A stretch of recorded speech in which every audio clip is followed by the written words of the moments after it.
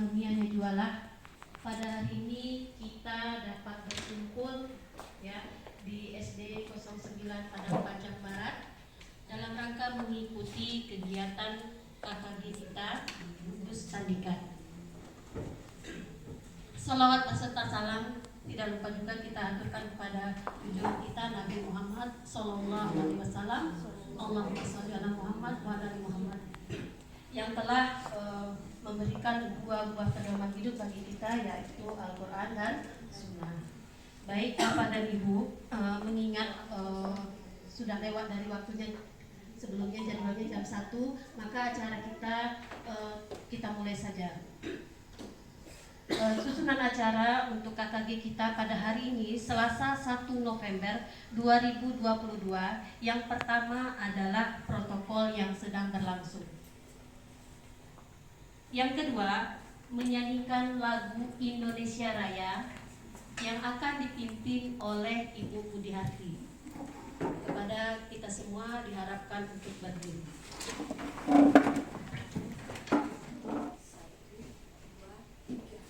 Indonesia tanah airku, tanah tumpah darahku. Di sanalah aku berdiri, jadi pandu hidupku. Indonesia kebangsaanku, bangsa dan tanah airku. Marilah kita berseru, Indonesia bersatu. Hiduplah tanahku, hiduplah negeriku, bangsaku, rakyatku semuanya. Bangunlah jiwanya, bangunlah badannya untuk Indonesia Raya. Indonesia Raya, merdeka, merdeka, tanahku, negeriku yang ku cinta. Indonesia Raya, merdeka, merdeka, hiduplah Indonesia Raya. Indonesia Raya, merdeka, merdeka, tanahku, negeriku yang ku cinta. Indonesia Raya, merdeka, merdeka, hiduplah Indonesia Raya.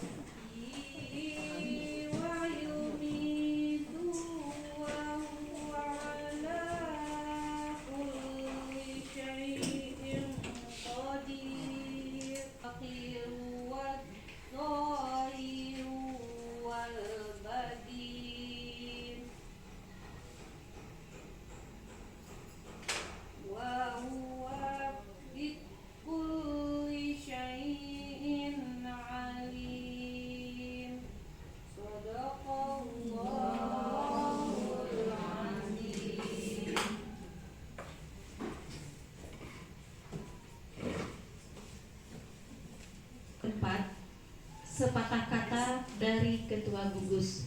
Dalam hal ini akan diwakilkan oleh Ibu Istra Novita. Kepada Ibu kami persilakan.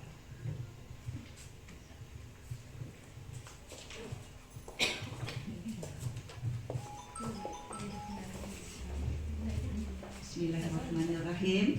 Assalamualaikum warahmatullahi wabarakatuh. Alhamdulillahirrahmanirrahim. Assalatu wassalamu ala asrafil anbiya wal mursalin wa ala alihi rasulillah ajmain. Yang sama-sama kita hormati Ibu Ta, Ibu Era, Ibu Indah sedang sholat karena banyak kegiatan tadi. Yang sama-sama kita hormati Ibu Guru, nggak ada yang Bapak. Ibu Guru SD Komplek SD Segugus Tandikat yang kami muliakan. Puji syukur kita ucapkan kehadiran Allah Subhanahu wa Ta'ala, yang mana sampai saat ini kita masih diberi kesehatan sehingga kita dapat berkumpul di ruangan kita ini dalam rangka mengikuti acara KKG rutin kita setiap bulannya. Selawat kirim salam Yulianti dan Ibu Dewi Suharni dalam rangka diseminasi aksi nyata modul 14 tentang penerapan budaya positif di sekolah. Dilihat dari judulnya itu sangat membawa kita ke dunia, ya, lebih-lebih sekarang kita memakai kurikulum merdeka. Mudah-mudahan banyak manfaatnya untuk kita nantinya. Bu Dewi akan memberikan nantinya, Bu Dewi juga Bu Des akan memberikan perubahan kepada kita. Mudah-mudahan bermanfaat untuk kita semua. Tidak banyak yang akan kami sampaikan karena waktu sudah berjalan juga. Mudah-mudahan acaranya berjalan dengan lancar. Diakhiri dengan wabillahi taufiq wal hidayah. Assalamualaikum warahmatullahi wabarakatuh. Waalaikumsalam warahmatullahi wabarakatuh.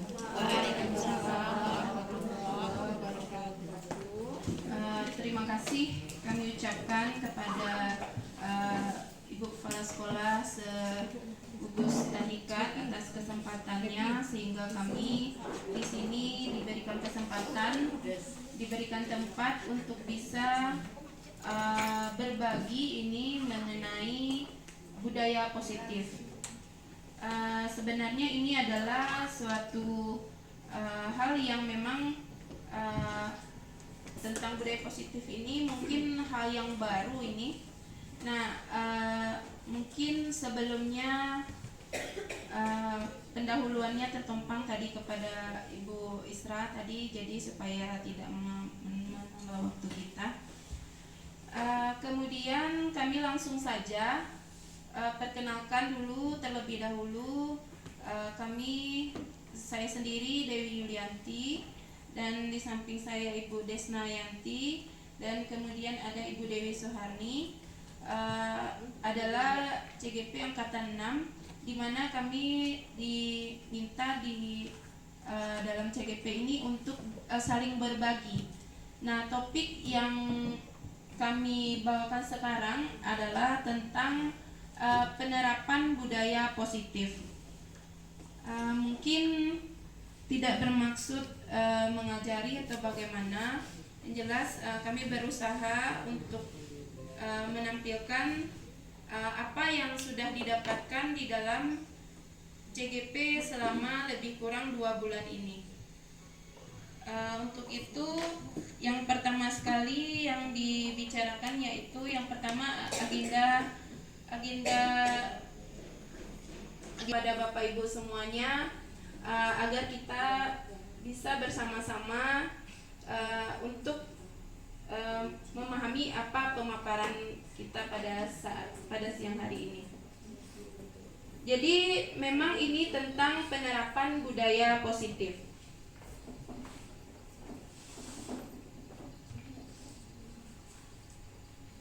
Nah, sebelum kita mulai, mungkin kita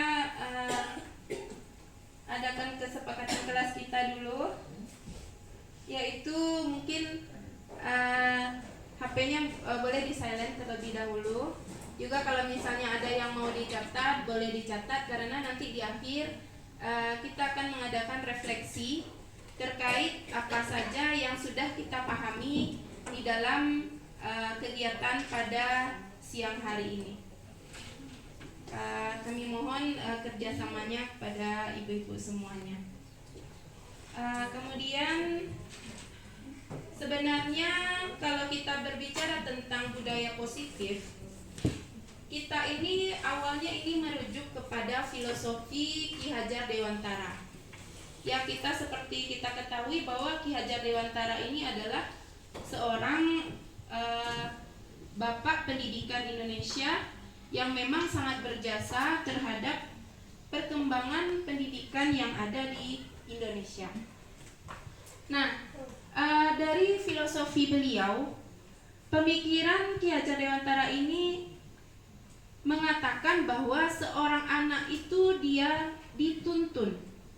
Jadi konsep utama dari pemikiran Ki Hajar Dewantara itu bahwa kita menuntun seorang anak agar mereka bisa mencapai keselamatan dan kebahagiaan mereka.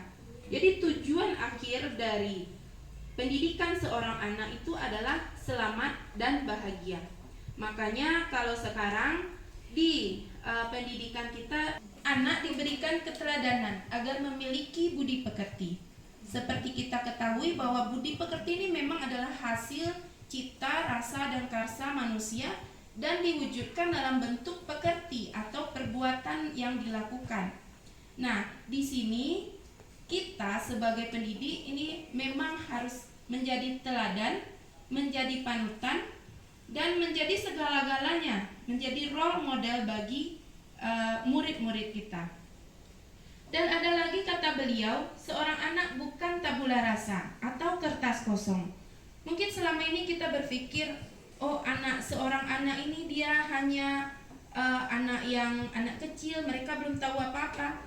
Tapi kalau menurut Ki Hajar Dewantara, anak itu sebenarnya sudah membawa sesuatu di dalam kodrat mereka. Seorang anak itu sudah memiliki gen dari orang tuanya, lingkungannya yang membawa bagaimana kita sebagai pendidik nantinya itu seperti garis-garis samar. Kita menebalkan garis yang positif dan kita menyamarkan garis-garis yang negatif. Karena sebetulnya positif dan negatif itu pasti ada di dalam yang dibawa oleh seorang anak. Kemudian lagi, terakhirnya kita sebagai guru harus mampu menuntun dan juga memahami peserta didik kita dengan minat mereka masing-masing.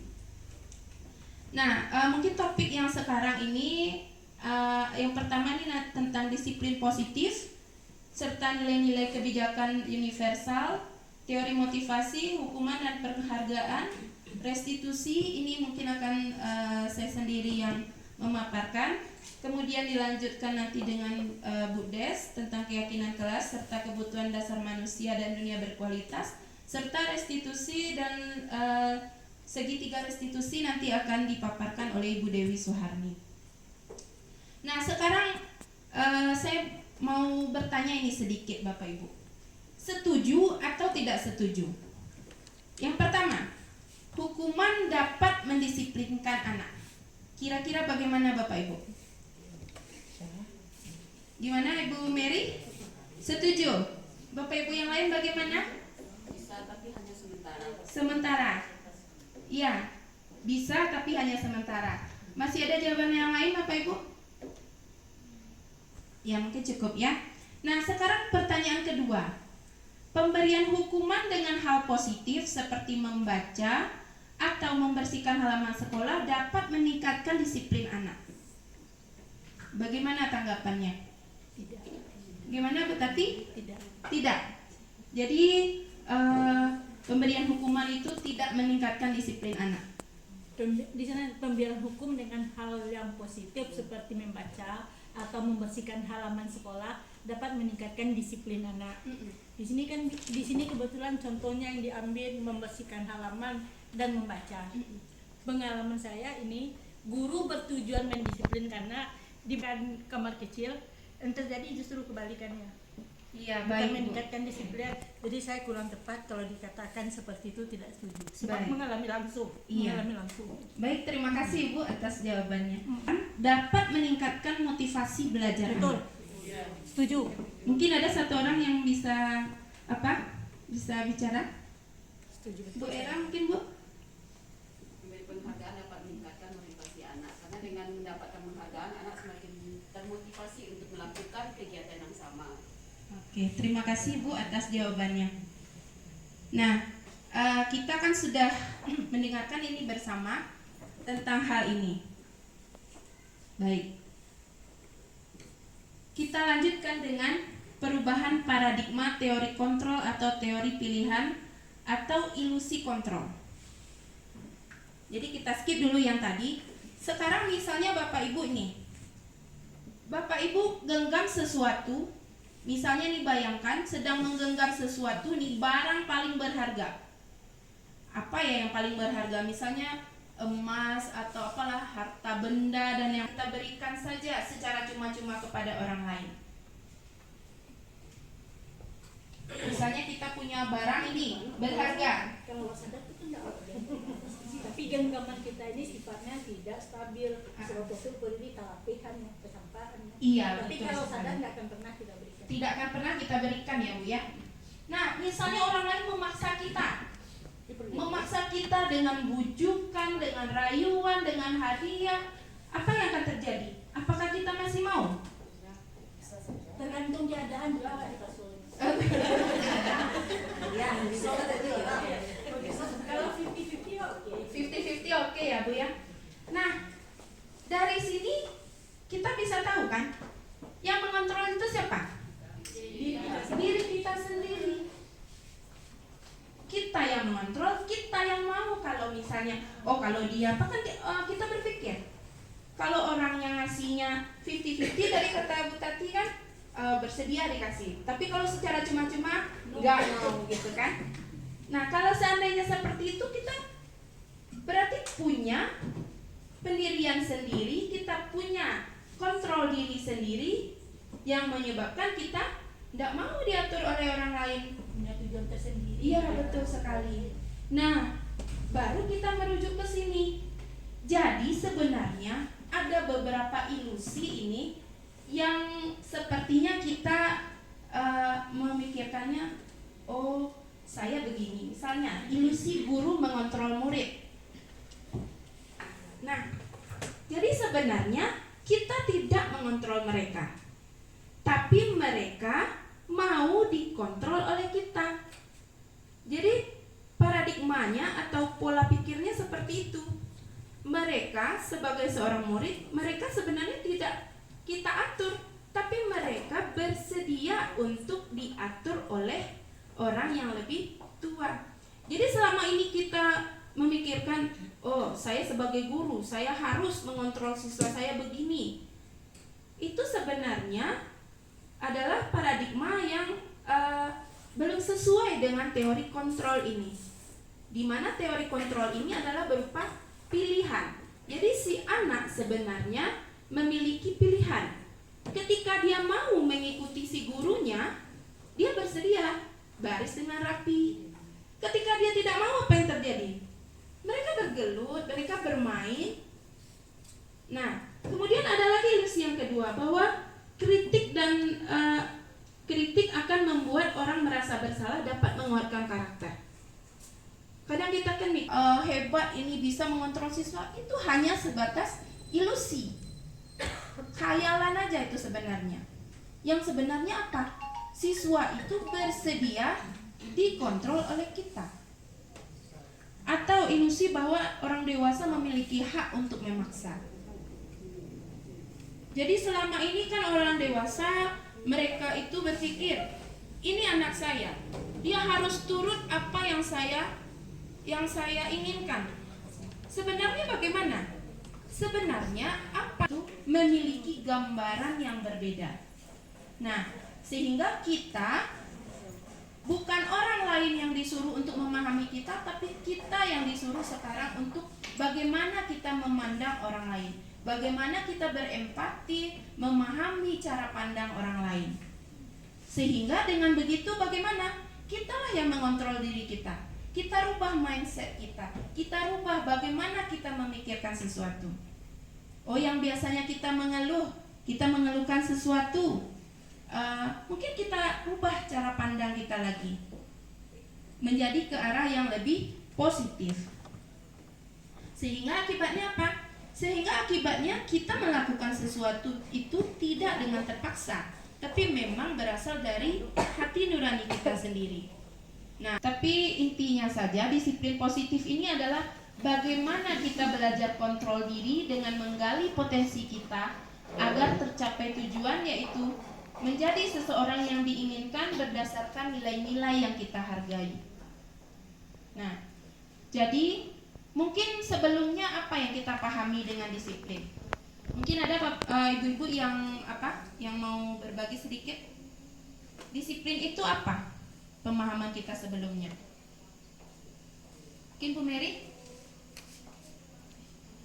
Ya, kalau tidak ada kita lanjut saja. Jadi makna disiplin ini berdasarkan KHD bilang bahwa disiplin itu sebenarnya artinya adalah belajar. Mungkin dalam pemikiran kita dulu sebelumnya disiplin itu apa? Taat peraturan. Mentaati semua peraturan, melaksanakan segala-galanya sesuai dengan yang diinginkan. Itu mungkin konsep disiplin kita sebelumnya. Tapi sebenarnya disiplin itu adalah apa? Disiplin itu artinya adalah belajar. Menurut KHD, merdeka itu tidak hanya terlepas dari perintah, namun juga cakap untuk memerintah diri sendiri. Jadi kalau orang yang berdisiplin adalah orang yang tidak terperintah oleh orang lain, namun dia sudah bisa mengontrol dirinya sendiri. Ini mungkin di skip aja. Nah, jadi tujuan akhirnya nanti adalah bagaimana murid-murid kita berkebinekaan global, bergotong royong, mandiri, kreatif, dan bernalar kritis. Nah, dari mana kita tahu itu adalah tujuan akhirnya? Nah, jadi tujuan akhir itu berlandaskan pada nilai-nilai kebajikan ini. Apa dia bilang? Nilai-nilai kebajikan ini adalah nilai positif yang diakui oleh seluruh negara-negara di dunia, yang dimiliki oleh seluruh manusia. Ini salah satunya adalah The Virtus Project, di mana nilai-nilai kebajikan ini adalah nilai-nilai positif, di mana kita peduli, rajin, integritas, pengabdian, dan ini hanya sebagian saja.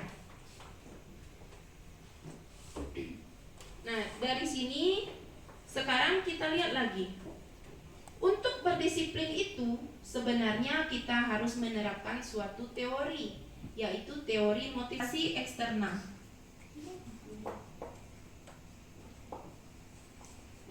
Motivasi eksternal artinya motivasi yang berasal dari luar seseorang. Misalnya apa? Untuk menghindari ketidaknyamanan atau hukuman. Jadi misalnya kalau kita bawakan ke sekolah anak menghindari hukuman, jadi dia datang tepat waktu. Anak menghindari hukuman, dia bikin PR karena takut nanti di sekolahnya kena marah sama gurunya. Itu berarti si anak masih memiliki motivasi eksternal karena masih tergantung dari orang lain. Atau yang kedua, supaya mendapatkan imbalan, berarti itu dia masih memiliki motivasi eksternal.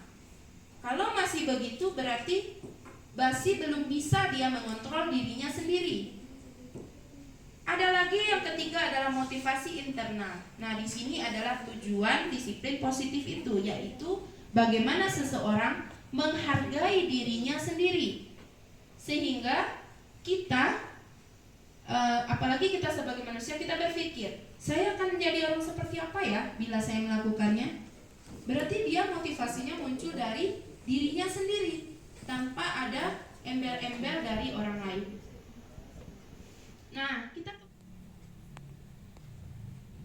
kan tahu ada penghargaan, ada hukuman. Sama atau tidak? Tidak sama. Berbeda ya, Bu? Nah, kalau menurut Kohn, penghargaan sama dengan hukuman. Kenapa? Yang pertama, seseorang akan dihukum oleh penghargaan kalau dia melakukan sesuatu. Kenapa? Karena penghargaan ini dampak dampaknya dirasakan hanya dalam jangka waktu yang pendek. Ketika jadi dia merasa terhukum nanti. Misalnya seseorang, anak murid kita misalnya, kita kasih dia ranking 1 misalnya. Sekarang di semester 1 dia ranking 1. Dia senang, bahagia di sesaat itu saja. Ketika di semester 2 rankingnya tiba-tiba anjlok. Biasanya dia dapat ranking 1, dia menjadi ranking 5 misalnya. Semenjak dari awal dia menerima rapor, tanpa kita ketahui, dia punya sesuatu di dalam dirinya, dalam hatinya. Apa yang terasa sama dia? Pasti ada sesuatunya. Mereka merasa dihukum oleh penghargaan yang dia terima sebelumnya. Dari ranking 1 awalnya, lalu di ranking 5 ini dia merasa terhukum. Itu menurut si Kohn. Nah juga mungkin tidak semuanya dijabarkan. Ada juga penghargaan ini yang merusak hubungan. Kadang kan ada seseorang diberikan hadiah. Misalnya si A ini menang, dia dapat hadiah, misalnya sebuah buku. Temannya yang lain bagaimana? Kita berkacanya misalnya siswa kelas 2 atau kelas 3.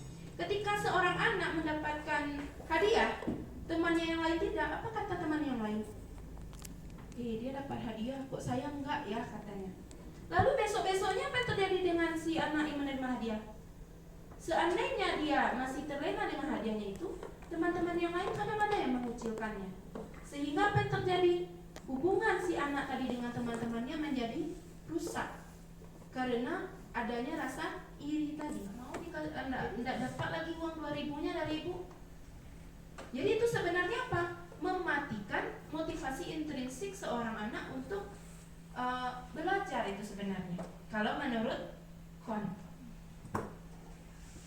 Nah, kemudian dalam pembelajaran kita juga ada terkadang ini menerapkan disiplin ini dengan cara menghukum. Hukuman ini sebenarnya bukanlah hal yang baik kalau dari sisi disiplin positif. Kenapa? Kalau kita bilang menghukum, awas kalau dilakukan lagi nanti ya, awas kamu ya.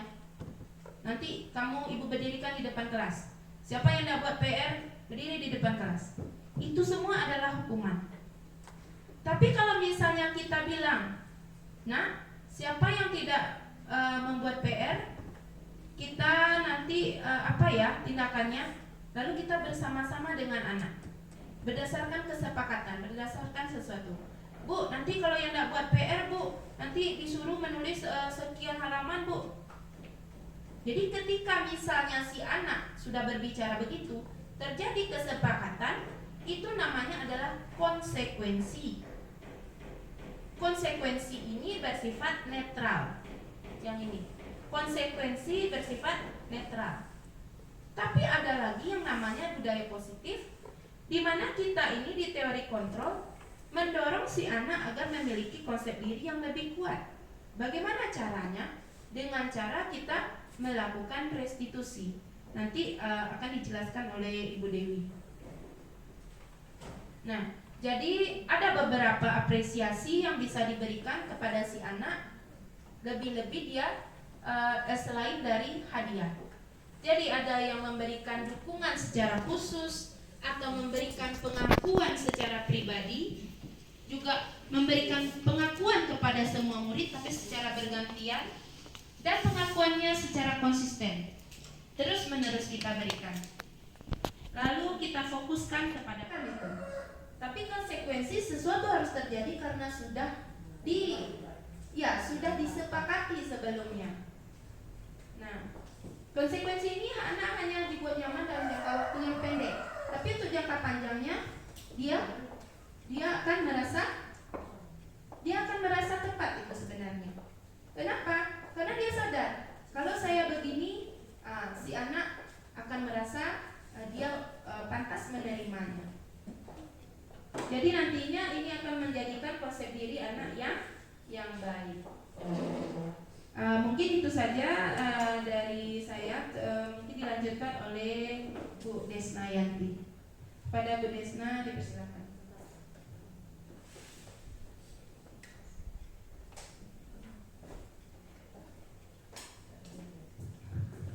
Kita beri aplaus untuk Bu Dewi. Assalamualaikum warahmatullahi wabarakatuh. Gimana ibu-ibu hebat semuanya? Siang ini masih pada semangat? Semangat? Alhamdulillah masih dalam keadaan semangat. Untuk siang ini dalam kegiatan KKG, kami berdiri di depan sini bukanlah bertujuan untuk menggurui atau mengajari ibu-ibu hebat, tetapi kami berdiri di sini hanya tujuan untuk berbagi apa yang kami dapat di saat melaksanakan kegiatan CGP. Seperti sabda Rasulullah, sampaikanlah walaupun hanya satu ayat. Jadi saya mohon maaf sebelumnya. Jadi karena di sini ibu-ibu hebat, ibu-ibu senior, yang rasanya saya belum pantas untuk menyampaikan hal ini, tetapi di kegiatan kami CGP memang menyampaikan untuk berbagi apa yang kami dapat dan hendaknya nanti dapat dilaksanakan di sekolah kita masing-masing. Jadi itu ya ibu-ibu hebat, saya mohon maaf terlebih dahulu tampil di depan ini. Sebenarnya posisi saya dua, satu CGP, satu GPP. Kalau CGP calon guru penggerak, kalau GPP gagal guru penggerak. Jadi dua posisi saya di sini. Karena di sini saya masih dalam proses pendidikan. Jadi bukan berarti saya sudah berdiri di sini saya sudah langsung guru penggerak, tidak. Tetapi saya berdiri di sini posisinya dua, CGP, kalau tidak GPP, calon atau gagal. Jadi untuk memberi semangat kita pada siang hari ini, alangkah baiknya saya ingin mencairkan suasana terlebih dahulu dengan PKTG. Ya, PKTG karena saya lihat ibu-ibu hebatnya ada yang sudah mulai mungkin terlalu materi Bu Dewi, maka dipikirkan untuk yang akan datangnya. Jadi kita lenturkan sedikit ya Ibu. Coba Ibu, coba. Airnya asin mengalir, tetapi tidak ada laut. Ayo, apa itu Bu? Mengalir, airnya asin, tapi tidak ada laut. Kalau Bu Era air pipis bolehlah. Air bagus, air mata ya bisa sendiri ya. Kemudian sudah karena air pipis obat merah. Kemudian ada jalan, tidak ada mobil.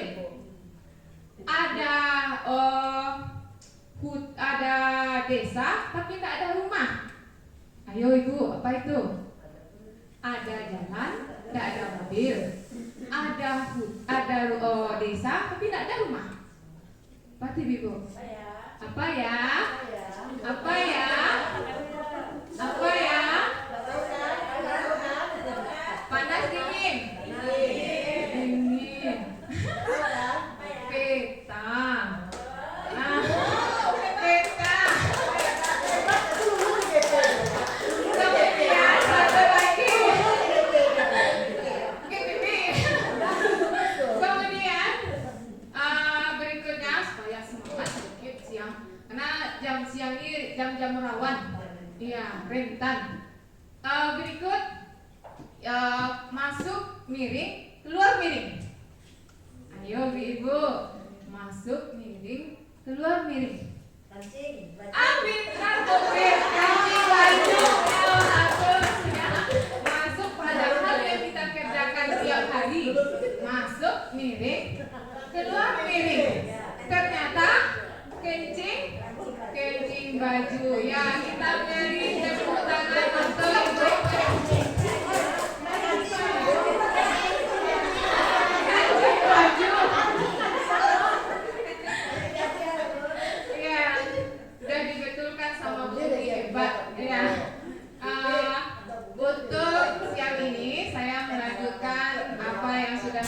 disampaikan oleh Bu Dewi atau Ibu Dedet, yaitu tentang masalah disiplin atau budaya positif. Ternyata dari penyampaian materi yang disampaikan oleh Bu Dedet tadi menyadarkan kita bahwasanya selama ini yang kita lakukan hampir 99% salah. Kita biasanya kalau memberikan pengarahan kepada anak-anak berupa aturan. Contoh, anak-anak kita ini kita berikan sanksi atau hadiah. Ternyata semua itu salah. Karena di saat posisi kita tidak memberikan hadiah tersebut, maka anak akan kembali ke tabiat awalnya. Jadi itu pembelajaran khususnya untuk saya pribadi yang saya dapat. Untuk materi saya di sini, saya mendapatkan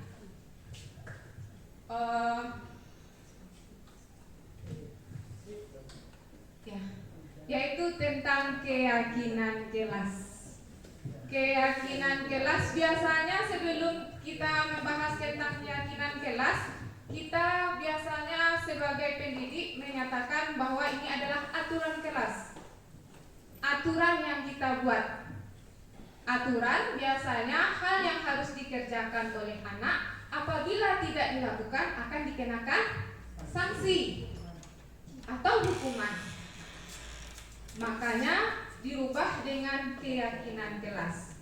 Jadi keyakinan kelas, keyakinan yaitu nilai-nilai kebajikan universal atau umum yang disepakati secara tersirat dan tersurat lepas dari latar belakang suku, negara, bahasa maupun agama. Kemudian keyakinan kelas adalah satu disiplin positif yang bisa kita terapkan dalam membangun budaya positif di sekolah. Jadi itulah pentingnya keyakinan kelas ini. Untuk menimbulkan budaya positif, maka kita sebagai pendidik harus dulu membuat keyakinan kelas. Kita ambil dulu bagian yang paling kecil. Kalau sudah berhasil di kelas, baru kita sebarkan untuk skop yang lebih besar sekolah. Dari kelas 1, 2, 3 sampai kelas 6. Dengan adanya keyakinan kelas, di setiap kelas diharapkan dapat mewujudkan tujuan pendidikan yang berorientasi kepada profil pelajar Pancasila seperti beriman dan bertakwa kepada Tuhan Yang Maha Esa, bernalar kritis, berwawasan global, mandiri, kreatif.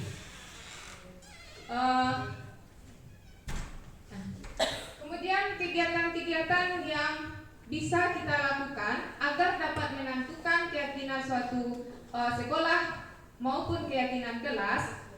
Yang pertama adalah keyakinan kelas bersifat lebih abstrak daripada peraturan lebih rinci dan konkret. Kemudian keyakinan kelas berupa pertanyaan-pertanyaan universal umum. Kemudian pernyataan keyakinan kelas senantiasa dibuat dalam bentuk yang positif. Hal-hal yang bisa membangun anak ini berpikiran positif, jadi tidak lagi hukuman. Keyakinan kelas hendaknya tidak terlalu banyak. Biasanya siswa tidak boleh ini, tidak boleh itu, tidak boleh, semuanya lebih diawali dengan tidak boleh. Keyakinan kelas hendaknya tidak terlalu banyak sehingga mudah diingat dan dipahami oleh semua warga kelas. Keyakinan kelas sebaiknya sesuatu yang dapat diterapkan di lingkungan di mana kita berada, khususnya mungkin di kelas terlebih dahulu. Semua warga kelas hendaknya ikut berkontribusi dalam pembuatan keyakinan kelas lewat kegiatan curhat pendapat. Bersedia meninjau kembali keyakinan kelas dari waktu ke waktu.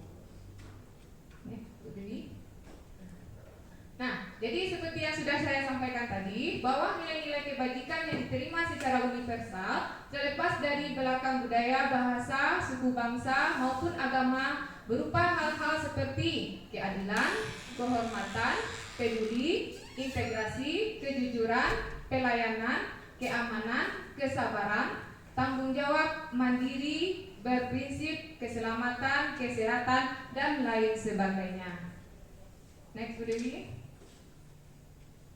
Nah, jadi ada prosedur pembentukan keyakinan kelas ibu-ibu. Kita kita tahu keyakinan kelas. Apa-apa saja yang harus kita laksanakan.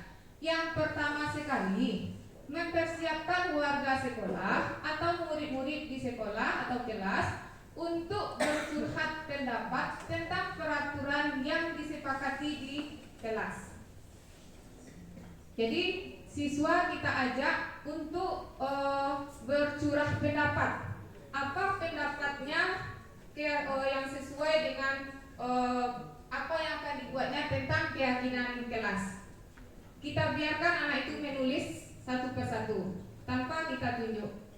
Kemudian mencatat semua masukan-masukan para murid di papan tulis atau kertas besar di mana semua anggota kelas bisa melihat hasil curah pendapatnya. Jadi kita pasang kertas tersebut di mana yang rasanya siswa ini bisa melihat secara langsung. Kemudian susunlah keyakinan kelas sesuai prosedur pembentukan keyakinan sekolah. Ganti kalimat-kalimat dalam bentuk negatif menjadi positif. Contoh, kalau kalimat negatifnya kita kan biasanya mengatakan ke anak jangan berlari di kelas. Itu ternyata adalah kalimat negatif. Ditukar menjadi kalimat positif dengan mengatakan berjalanlah di kelas. Jadi dengan mengatakan berjalanlah di kelas, tanpa kita sadari anak memiliki tanggung jawabnya sendiri. Tapi kalau kita katakan jangan, tidak boleh, pasti anak itu akan mencoba, penasaran dengan apa yang kita tidak bolehkan. Seperti yang ada di sekolah kita, jangan bermain di depan halaman karena banyak barang material. Ternyata anak kita tetap juga kenyataan SD 6 kemarin sampai paku tembus ke telapak kaki walaupun sudah pakai sepatu yang tebal. Karena kata kita selama ini jangan. Nah, jadi ternyata dengan kata-kata jangan, tidak boleh, itu bukanlah budaya positif. Kemudian tinjau kembali daftar curah pendapat yang sudah dicatat. Jadi dari yang kita bebaskan kepada siswa tadi, kita tinjau kembali. Kita tinjau yang masih bersifat peraturan, rubah menjadi keyakinan. Contoh, berjalan di kelas, dengarkan guru, datang tepat waktu, merupakan keyakinan saling menghormati atau nilai kebajikan hormat. Keyakinan inilah yang masuk dalam daftar untuk disepakati. Kemudian tinjau ulang keyakinan kelas secara bersama-sama lagi. Tadi kan masih per individu, sekarang bersama-sama. Sebaiknya keyakinan kelas berkisar hanya 3-7 keyakinan agar mudah diingat. Dibuatnya oleh anak mungkin lebih dari 30. Kemudian kita satukan, usahakan hanya 7 saja agar anak mudah memahami. Padahal itu sudah mencakup kesemuanya. Kemudian berikut, setelah keyakinan kelas selesai dibuat, maka semua warga kelas dipersilakan meninjau ulang dan menyetujui dengan menandatangani keyakinan kelas tersebut, termasuk guru dan semua siswa. Karena ini kita kan buat sama-sama. Anak tidak hanya perwakilan, semua. Begitu juga dengan guru. Terakhir, keyakinan kelas selanjutnya bisa diletakkan di dinding kelas di tempat yang mudah dilihat semua warga kelas. Mungkin kita taruh di bagian pintu keluar atau masuk kelas. Jadi siswa ini tanpa sengaja pergi atau pulang masuk kelas atau jam istirahat, tanpa sengaja dia tetap melihat tulisan-tulisan curhatannya. Kemudian next, Bu Devi. Nah, seperti contoh yang ada di papan tulis ini, dokumentasi prosedur pembentukan keyakinan kelas yang baru saya coba. Nah, seperti siswa dibiarkan dia menulis apa mau curhatannya. Kemudian nanti berganti sampai tidak ada lagi. Setelah selesai, barulah kita secara bersama-sama melihat apa dari kesepakatan kelas yang sudah dibuatnya. Next, Bu. Ya, kemudian, ini setelah selesai, kita lihat mana yang sifatnya masih berupa aturan atau sanksi. Dipindahkan ke bagian khusus, yaitu komitmen kelas. Maka disuruh siswa untuk menuliskannya. Cukup paling banyak 7. Setelah selesai, maka siswa dipersilakan untuk memberi atau membuat tanda tangan di kesepakatan kelas tadi. Ya, nah ini. Jadi itu banyaknya curhatan pendapat anak ibu-ibu. Berapa banyaknya sehingga tidak ada tempat untuk curhat lagi, saking banyaknya. Setelah dilihat, ternyata dari curhatan tersebut kita buat menjadi komitmen kelas. Maka terdiri dari 7, seperti ruang datang tepat waktu, kemudian berjalan tertib di kelas dan lain sebagainya. Maka dipasanglah di bagian pintu masuk dan keluar kelas agar anak bisa melihatnya setiap hari. Kegiatan-kegiatan pendalaman keyakinan kelas. Ternyata kegiatan pendalaman keyakinan kelas ini bisa juga kita lakukan. Kalau yang tidak seperti tadi, bisa dengan kegiatan tampak seperti atau tidak tampak seperti. Anggota kelas dibagi menjadi beberapa kelompok. Setiap kelompok diberi kertas. Salah satu anggota kelompok membuat huruf T kapital. Guru memberikan salah satu keyakinan kelas kepada setiap kelompok. Setiap kelompok bercurah pendapat tentang keyakinan. Tampak seperti apa, tampak tidak seperti apa. Kemudian hasil curah pendapat setiap kelompok dipresentasikan pada kelompok besar dan kertasnya ditempel di sekeliling dinding kelas untuk dapat dilihat setiap warga kelas agar menguatkan pemahamannya. Jadi bisa yang seperti ini, Bu. Kita buat di kertas yang warna-warni. Ya, kita tempelkan. Kemudian ini seperti ini, Bu. Bagan tampak, yaitu keyakinan kelas. Misalnya terdengar satu orang berbicara, yuk saya bantu. Kita bisa selesaikan ini bersama. Terima, tolong ya. Boleh saya pinjam, nanti akan segera saya kembalikan. Contoh dalam peminjaman barang. Jadi siswa itu tidak harus kita pikir dia ya begini, enggak. Dengan adanya dia terdengar dengan kata boleh saya pinjam, nanti akan segera saya kembalikan. Jadi tanpa disadari anak memiliki budaya positif yang ada pada dirinya sendiri. Kemudian terlihat berempati terhadap perasaan orang lain. Ada temannya yang memang merasa kesulitan, tanpa disuruh dia sudah berempati. Kemudian berperilaku, tersenyum, ramah, memberikan salam, hormat, jabat tangan dan lain sebagainya. Seperti yang kita lihat, malahan siswa kita sendiri di sini tidak tahu dengan gurunya sendiri. Maka kita biasakan hal-hal yang positif tersebut. Kedua, bisa juga kegiatan tugas saya, tugas kamu, atau tugas guru dan tugas murid. Boleh. Salah satu kegiatan lain yang dapat dilakukan untuk memperdalam keyakinan kelas adalah mempelajari tanggung jawab setiap warga kelas.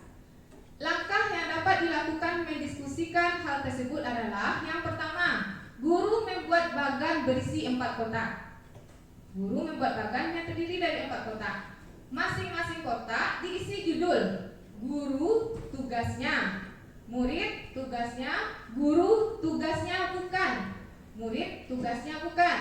Kemudian guru bercurah pendapat dengan 2 cara: mengajak murid berpendapat secara individu atau membagi murid menjadi 4 sampai 8 kelompok. Setiap kelompok diberikan tugas bercurah pendapat tentang masing-masing tugas maupun murid.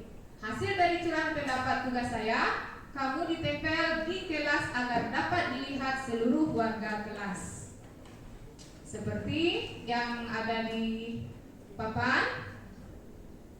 yaitu guru tugasnya mengajar, mendidik, menjawab pertanyaan, memberi nilai dan lain sebagainya. Sedangkan murid tugasnya belajar, membaca, menghasilkan yang terbaik dari diri, bertanya jika tidak dipahami. Kemudian guru tugasnya bukan menyakiti atau disakiti, memaksa kamu untuk belajar. Jadi anak kita tidak boleh kita paksa. Kemudian menyakiti atau disakiti, begitu juga dengan murid. Kemudian mengeluh, banyak bu. Berarti itu adalah bukan dari tugasmu murid. Next, Bu Dewi. Nah, kebutuhan dari keyakinan kelas tersebut, maka kita lanjut dengan kebutuhan dasar manusia dan dunia berkualitas. Ternyata tanpa kita sadari bahwasanya manusia ini memiliki 5 kebutuhan dasar. Kita memiliki 5 kebutuhan dasar. Ketika seorang murid melakukan suatu perbuatan yang bertentangan dengan nilai-nilai kebajikan, hal itu sebenarnya dikarenakan mereka gagal memenuhi kebutuhan dasar mereka. Yang pertama, kebutuhan bertahan hidup yang bersifat fisiologi. Untuk bertahan hidup, misalnya kesehatan, rumah, makanan, kebutuhan biologis, dan lain sebagainya. Seperti contoh, Doni menjawab pertanyaan guru bahwa ia lapar dan orang tuanya tidak membawakan bekal. Kemudian maka kebutuhan dasar yang sedang berusaha dipenuhi Doni adalah kebutuhan bertahan hidup karena dia lapar. Kemudian yang kedua yaitu kebutuhan kasih sayang dan rasa diterima. Contohnya, Doni menjawab pertanyaan bahwa alasan dia mengambil bakal temannya karena dia merasa senang temannya jadi memperhatikan dia. Kemudian ketika temannya melaporkan kepada guru dan guru memberitahu orang tuanya sehingga orang tuanya menjadi memperhatikannya. Jadi tanpa kita sadari sebenarnya anak kita ini membutuhkan kasih sayang dan rasa diterima. Maka dia melakukan masalah-masalah yang ada di sekolah. Kemudian penguatan kebutuhan pengakuan atas kemampuan. Seperti contoh, merasa hebat karena temannya takut dengan dia dan menurut keinginannya memenuhi, maka sebetulnya Doni sedang berusaha memenuhi kebutuhan dasarnya akan kekuasaan. Jadi dia merasa dirinya berkuasa, orang takut. Yang berikut kebebasan. Kebebasan seperti merasa bosan dengan bekal makanan yang dibawa oleh ibunya di rumah, maka ibunya membawa bekal yang sama, karena itu dia ingin mencoba makanan temannya yang beraneka ragam, maka Doni senang berusaha memenuhi kebutuhan akan kebebasan. Jadi kan banyak kita temukan anak-anak kita dengan masalah yang seperti ini.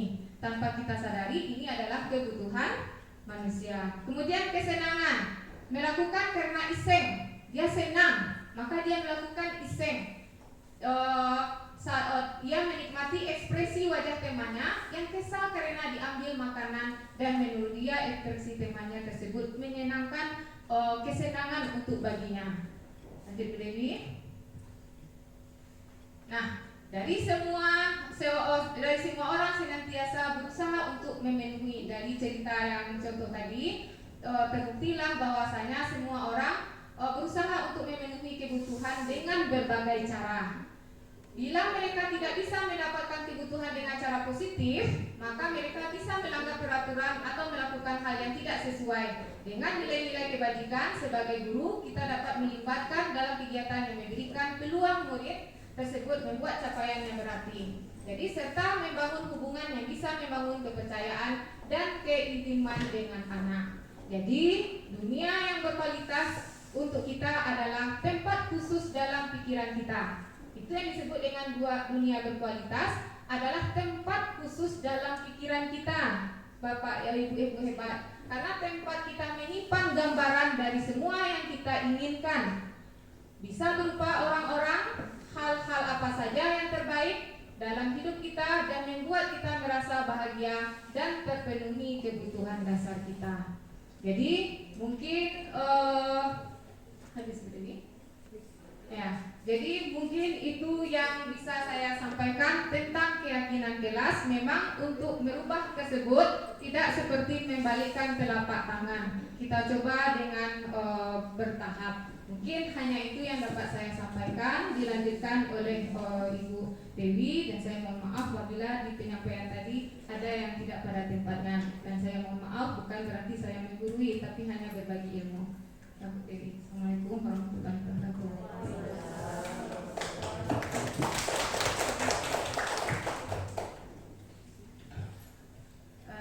Maaf ya Bapak Ibu, mungkin kami minta waktu sedikit untuk penyampaian materi yang ketiga oleh Bu Dewi. Jadi mohon kesediaannya untuk waktunya. Sebelumnya kami ucapkan terima kasih.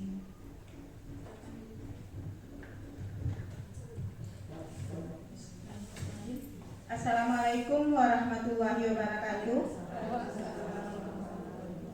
Salam dan bahagia. Masih semangat ibu-ibu?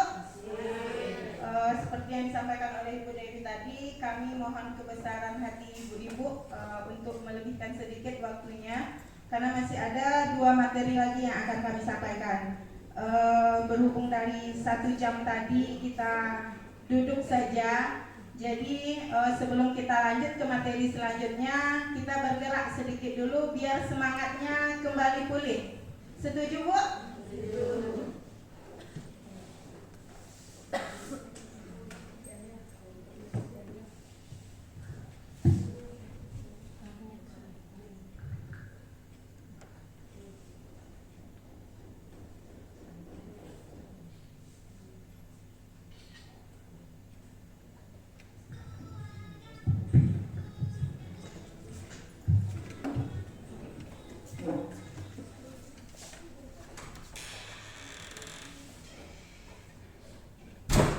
Silakan berdiri ibu-ibu.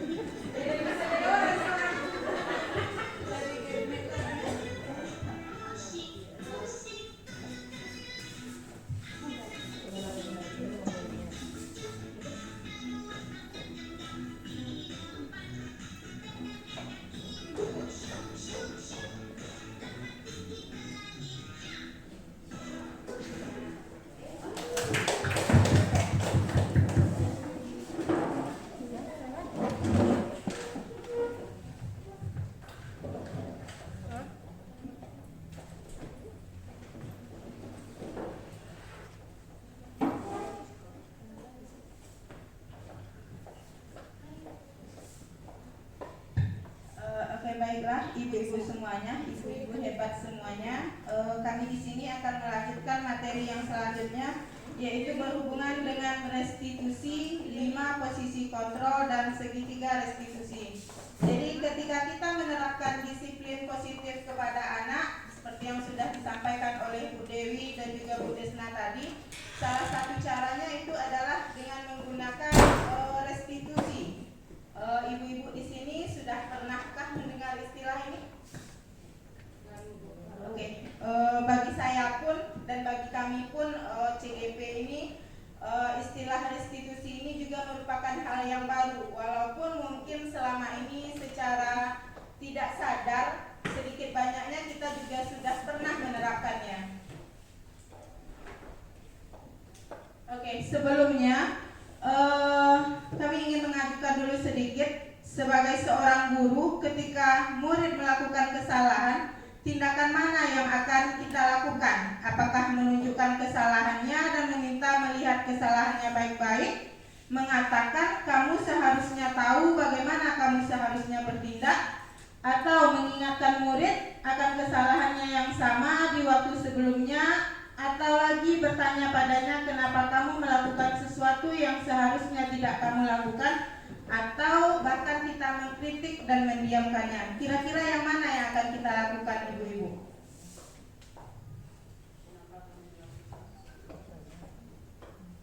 Oke, bertanya kenapa kamu melakukan sesuatu yang seharusnya tidak kamu lakukan. Kira-kira kenapa ini yang kita lakukan, Bu Era?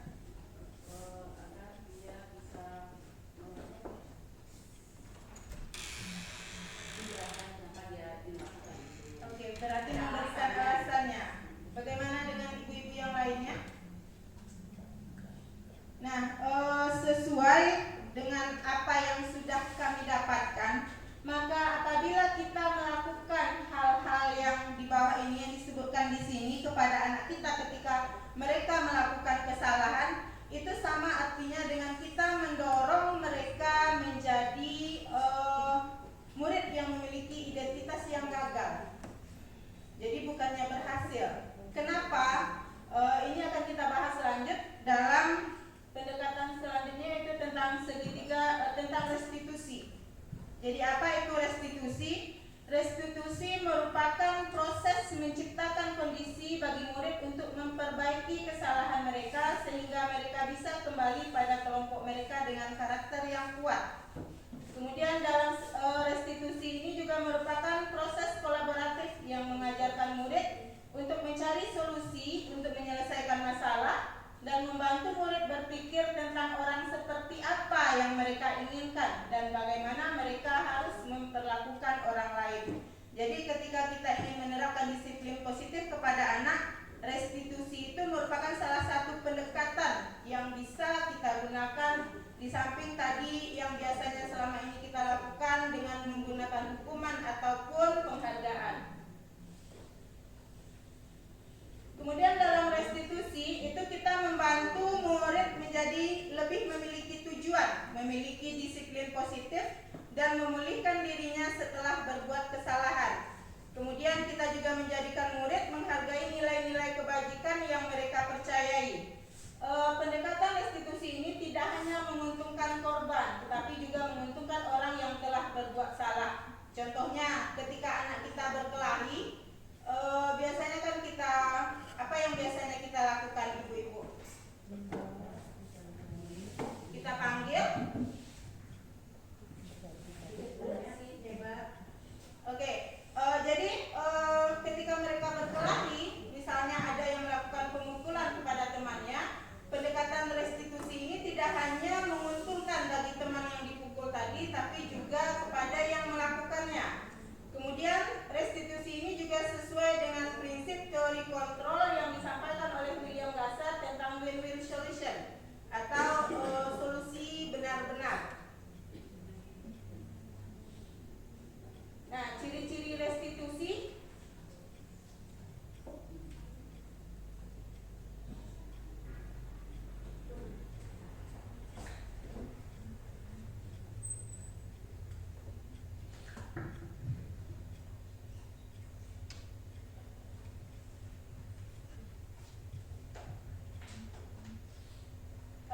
ciri-ciri restitusi itu di sana, restitusi bukan untuk menebus kesalahan, namun untuk belajar dari kesalahan. Jadi ketika anak kita melakukan kesalahan itu kan kadang-kadang biasanya kita meminta mereka meminta maaf kepada temannya yang sudah merasa dikasari ataupun merasa dizalimi. Jadi restitusi ini sebenarnya bukan hanya sekedar itu saja, tapi dengan restitusi ini kita mengajak anak untuk mereka menyadari kesalahan mereka sehingga mereka bisa memperbaikinya di lain waktu. Kemudian restitusi di sana memperbaiki hubungan. Kemudian restitusi merupakan tawaran bukan paksaan. Jadi ketika kita mau melakukan restitusi, penyelesaian masalah kepada anak, kita tidak memaksanya, tapi kita tawarkan apakah dia mau memperbaiki kesalahannya atau tidak. Kemudian restitusi mencari kebutuhan dasar yang mendasari tindakan. Sebagaimana yang disampaikan oleh Putes tadi, kita memiliki 5 kebutuhan dasar. Jadi ketika anak-anak itu melakukan pelanggaran atau kesalahan, itu berarti ada kebutuhan mereka yang tidak terpenuhi. Jadi dengan restitusi ini kita bisa mencari apa kebutuhan anak tersebut yang tidak terpenuhi sehingga mereka melakukan kesalahan. Kemudian restitusi diri adalah cara yang paling baik. Jadi restitusi ini biasanya kan kita mengomentari anak ini melakukan kesalahan. Kita yang menyampaikan apa kesalahannya. Tapi dalam restitusi ini kita menggiring anak, menuntun anak supaya dia bisa menemukan kesalahan yang dia lakukan. Kemudian restitusi fokus pada karakter bukan pada tindakan. Restitusi juga menguatkan, kemudian fokus pada solusi. Jadi kita tidak terfokus kepada kesalahan yang mereka lakukan, melainkan kepada solusi terhadap masalah yang ada. Kemudian restitusi juga mengembalikan murid yang berbuat salah pada kelompoknya. Terkadang ketika anak berbuat salah, misalnya dalam kerja kelompok, tapi saya yakin itu tidak terjadi di sini. Ketika dia berbuat salah dalam kelompok yang meribut atau bagaimana, kadang-kadang kan kita marahi atau kita suruh dia keluar dari kelompok, atau kadang-kadang kita meminta teman dalam kelompoknya itu untuk meminta siapa yang tidak aktif, siapa yang meribut, kemudian siapa yang berbuat onar. Tapi dengan restitusi ini kita kembalikan murid tadi ke dalam kelompoknya.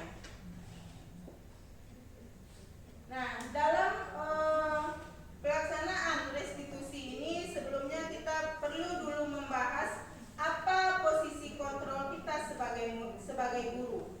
Di sini Dian Gosen itu dalam bukunya menyampaikan bahwa posisi kontrol seorang guru itu bisa sebagai penghukum, kemudian bisa sebagai pembuat merasa bersalah, sebagai teman, sebagai pemantau, dan sebagai manajer. Kira-kira kalau selama ini yang sering kita terapkan itu apa, Bu? Penghukum ya, Bu ya. Saya pun pribadi juga menyadari itu. Kita lihat masing-masingnya sebagai penghukum. Nah, seorang guru yang memposisikan dirinya sebagai penghukum itu bisa menggunakan hukuman fisik maupun verbal. Contohnya kalau hukuman fisik kita meminta anak mungkin untuk berlari keliling lapangan, kemudian menulis kalimat perjanjian 1 buku penuh misalnya. Kemudian bisa juga dalam bentuk verbal. Verbal ini berarti dalam kata-kata. Kita memarahi anak itu menyampaikan apa kesalahan anak itu dengan nada suara yang keras, dengan emosi. Kemudian seorang guru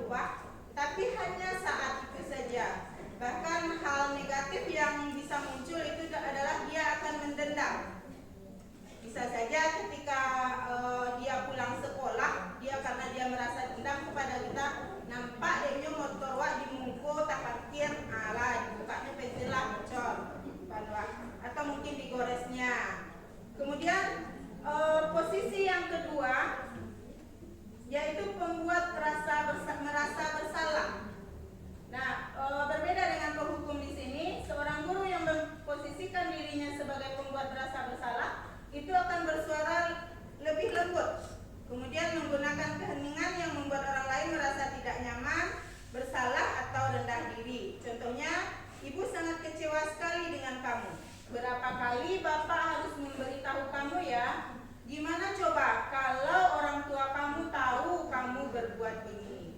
Atau kadang-kadang kita mungkin menyampaikan, "Ndak kasihan kamu nak dengan orang tua kamu yang sudah susah payah mencari uang untuk menyekolahkan kamu, sementara kamu di sini belajarnya main-main."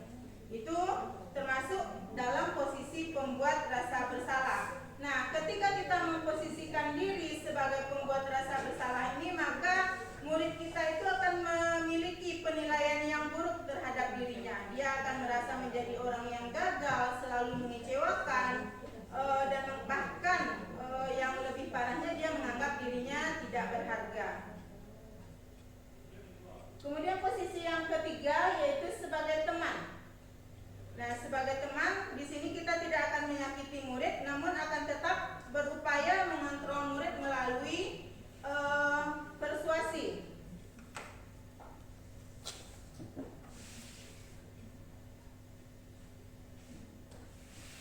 Kemudian, posisi teman pada guru ini bisa bersifat negatif atau positif.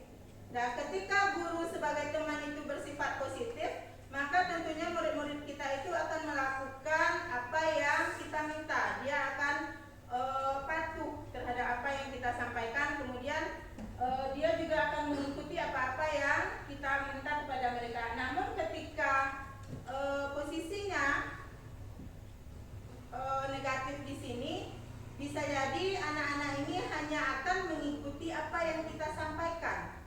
Karena dia menganggap kita temannya, jadi apa yang kita sampaikan dia ikuti, sementara ketika guru lain yang meminta itu belum tentu. Dan sisi negatif lainnya juga, ketika kita memposisikan diri sebagai teman ini, murid ini akan menjadi merasa ketergantungan kepada kita. Jadi kalau misalnya ketika belajar dengan kita dia bersemangat, namun ketika kita tidak ada, maka semangatnya itu akan hilang. Itu sisi negatifnya.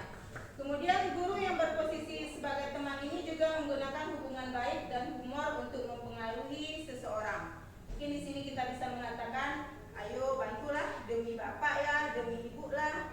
Atau bisa juga, "Ingat tidak bantuan ibu atau bapak selama ini." Kemudian posisi yang selanjutnya yaitu sebagai pemantau. Seorang guru yang berposisi sebagai pemantau di sini bertanggung jawab atas perilaku orang-orang yang kita awasi. Kemudian guru yang sebagai pemantau ini juga berdasarkan peraturan-peraturan dan konsekuensi. Jadi ketika murid kita melakukan kesalahan, itu kita akan melihat kembali apa-apa peraturan yang sudah kita tetapkan di sekolah. Kemudian seorang guru sebagai pemantau itu juga mengandalkan penghitungan catatan data yang dapat digunakan sebagai bukti atau perilaku seseorang.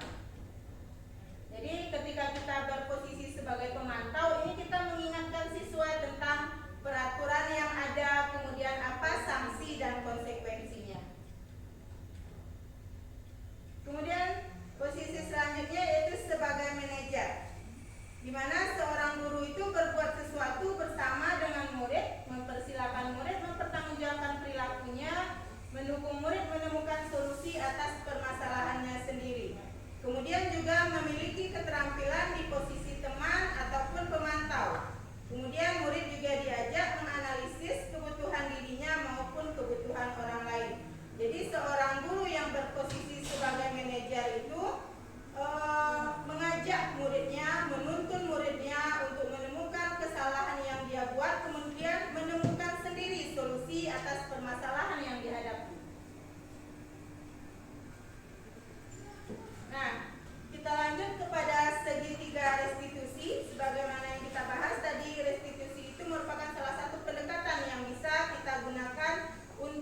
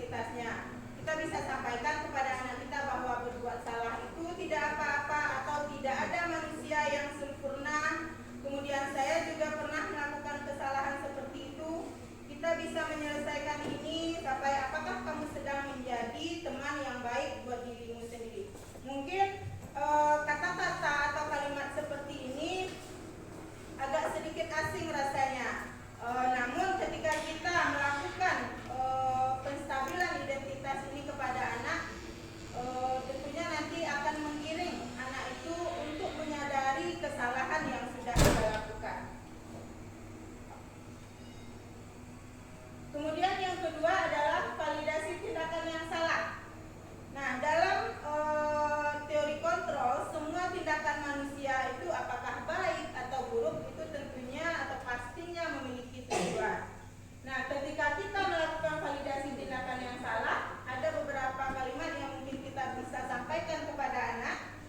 Jadi di sini bukan, walaupun di sini padahal kamu bisa melakukan yang lebih buruk dari ini ya, atau kamu pasti punya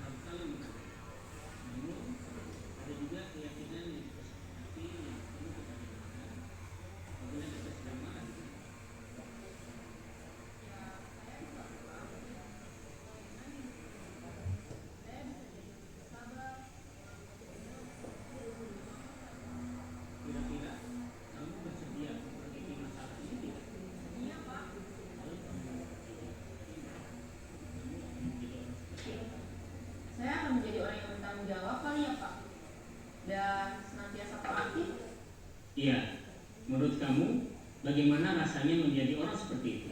Ya nyaman lah, bangga bisa bersahabat dan mandiri. Baiklah kalau begitu. Yuk kita pikirkan bagaimana memperbaiki masalah ini.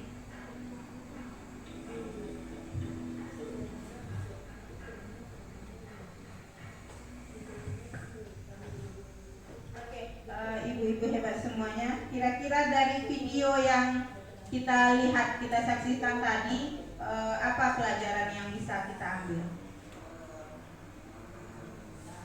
Kita lihat tadi ketika siswa itu dipanggil ke kantor dan ditanyai oleh gurunya, pada awalnya kan dia ikut tersulut emosi.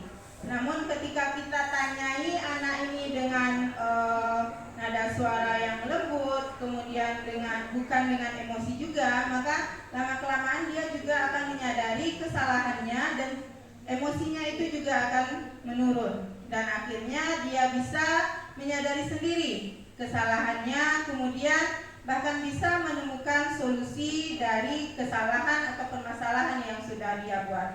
Jadi dengan adanya segitiga restitusi ini diharapkan murid-murid kita itu bisa menjadi pribadi yang sukses, yang mampu memahami kebutuhan dirinya sendiri dan bisa menyelesaikan masalah yang dia hadapi.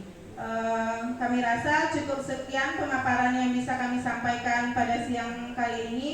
Atas perhatian ibu-ibu semuanya kami ucapkan terima kasih. Kami tutup dengan wabillahi taufik wal hidayah. Wassalamualaikum warahmatullahi wabarakatuh.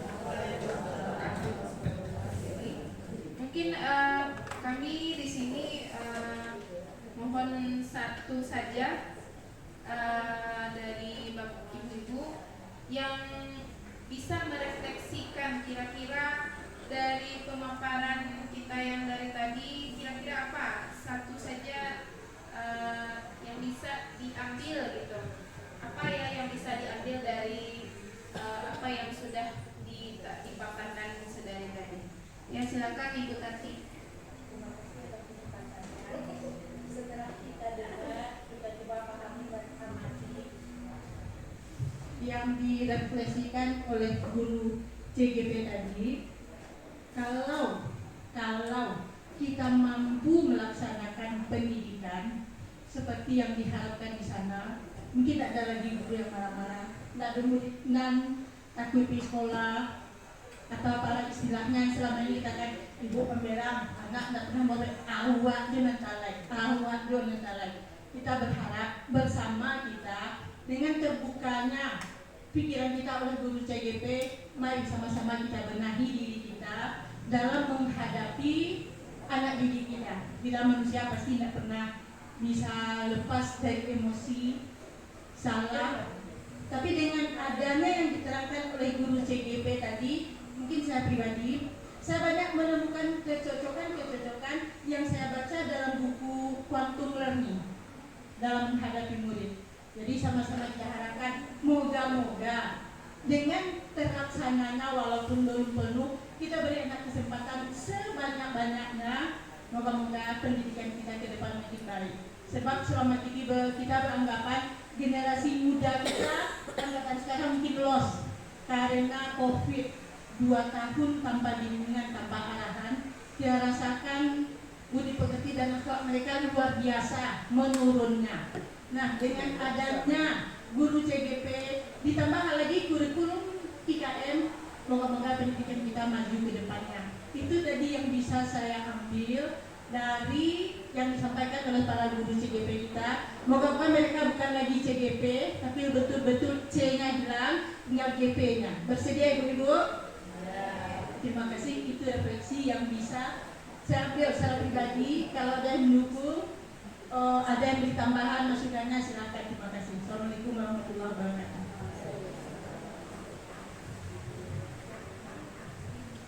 Mungkin dari Ibu kalau masih ada satu lagi.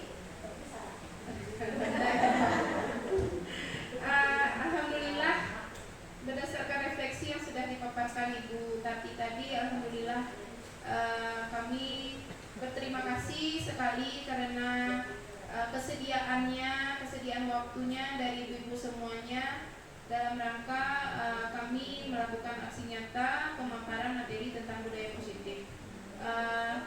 Kemudian kami yang dari tadi mohon maaf apabila ada kesalahan. Kami bukan bermaksud untuk menggurui sekali lagi karena ini hanya untuk berbagi. Mudah-mudahan bermanfaat untuk kita semuanya nantinya karena kita bertujuan untuk menjadikan anak-anak kita anak-anak yang berbahagia nantinya di dunia dan di akhirat. Mungkin itu saja dari kami. Wabillahi taufiq wal hidayah. Assalamualaikum warahmatullahi wabarakatuh. Kami kembalikan ke moderator.